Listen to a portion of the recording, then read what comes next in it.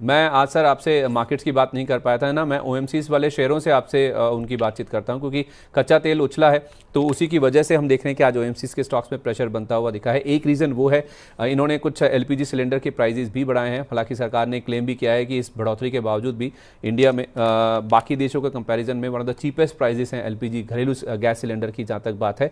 और E85 fuel भी launch किया गया है 5 जून को, जो कि पेट्रोल के मुकाबले देखें तो कुछ 20 रुपये कम या फिर सस्ता बताया जा रहा है। इन सब खबरों के बीच में सर आज ओएमसीज पे प्रेशर है ज़्यादा, तो असर कच्चे तेल की कीमतों का है जो कि $97 के पार निकल गई हैं। व्यू वही इंटैक्ट है सर, हर गिरावट पे भरना ही है ये?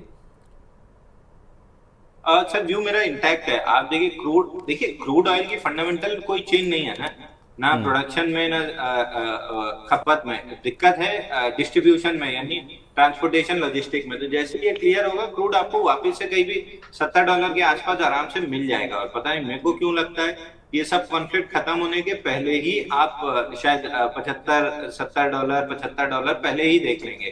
तो और पीछे जब क्रूड ऑयल प्राइसेस बढ़े थे, भाव बढ़ा था, फिर क्रूड ऑयल प्राइसेस 4 साल नीचे चले, गवर्नमेंट ने भाव नहीं घटाए थे, अंडर रिकवरी पहले क्लियर की थी, उसके बाद तगड़ा प्रॉफिट बनाया था जो कि ऑफकोर्स पब्लिक उसी में यूज हुआ।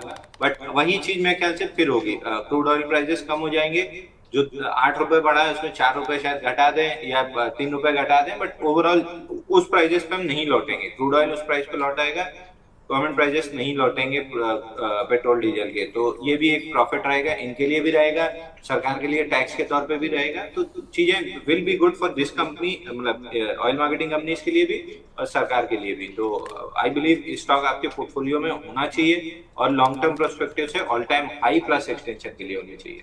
चलिए ठीक है, तीनों स्टॉक्स ना? तीनों तीनों तीनों इस समय, मतलब फ्रॉम अ ट्रेडर प्रोस्पेक्टिव अगर आपको थोड़ा सा, वैसे इनमें ट्रेडिंग प्रोस्पेक्टिव नहीं देखना चाहिए, बट फिर भी अगर आप ट्रेडिंग प्रोस्पेक्टिव से या रिलेटिव स्ट्रेंथ प्रोस्पेक्टिव कहना ज्यादा सही रहेगा, उस प्रोस्पेक्टिव से देख रहे हैं तो हिंद पेट्रो में सबसे ज्यादा रिलेटिव स्ट्रेंथ है। तो अगर तीनों में से मेरे को कोई एक खरीदना है तो रिलेटिव स्ट्रेंथ हिंद पेट्रो में है, मैं उसी को खरीदूंगा। बाकी तीनों लगभग आसपास 19-20 करके ऑल टाइम हाई लगा देंगे। ठीक है, फेयर इनफ।